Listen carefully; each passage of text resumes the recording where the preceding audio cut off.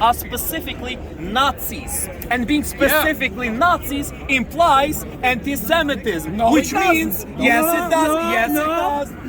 Yes, it does. You guys need to look up the definition of being a Nazi. What is the definition of Nazi? Nazi stands for National Socialism, okay? It's extreme nationalism, right? The only time it was implemented, it was based on exterminating the Jews. That was one of its main pillars. No, that was not the only time. That's conspiracy. No, let him go. The only time that the Nazi ideology was implemented in the country. All over the fucking place. You all over the world, do, okay? but they're not ruling countries. The German fascism was just one spectrum of fascism, right? That is anti-Semitic, okay? But Nazism has been implemented in Nazi Germany. It hasn't been implemented anywhere else. That's why we know that Nazi ideology is based on exterminating the Jews.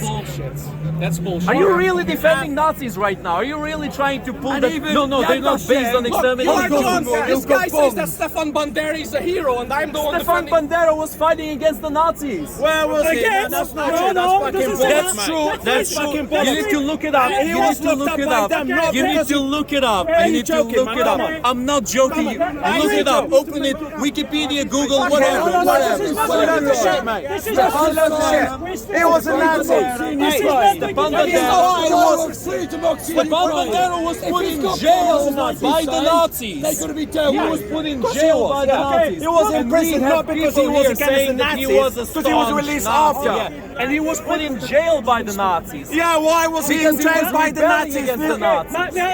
I'll tell you something else. I'll tell you something else. There's a man called Boris Nemtsov, a Russian politician.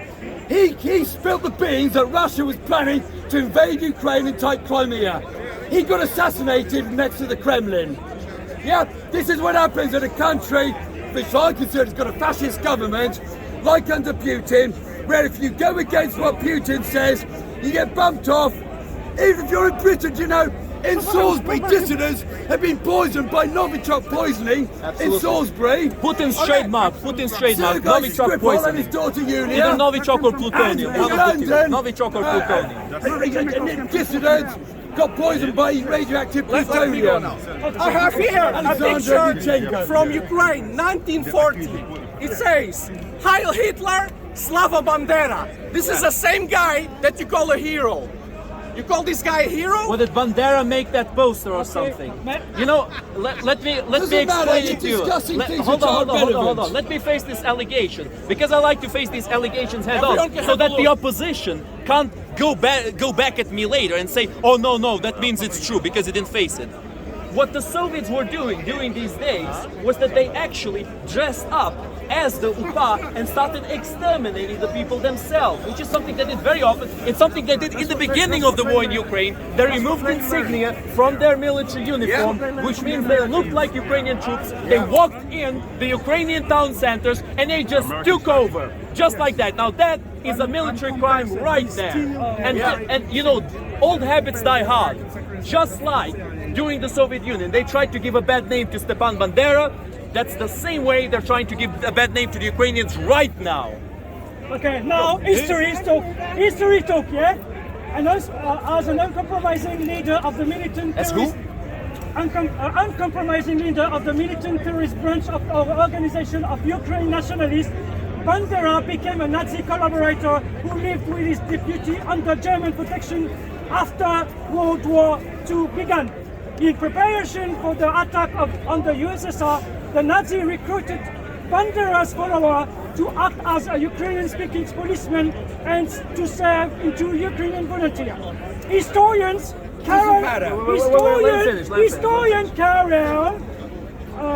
Berkov, among the others, has shown that Bandera, his deputy, and the Nazi shared a key obsession, namely the notion of the Jew in Ukraine. That's what you were saying, and you were right. The Jew in Ukraine were behind communism and Stalinism, imperialism, and must be destroyed. Simple fact.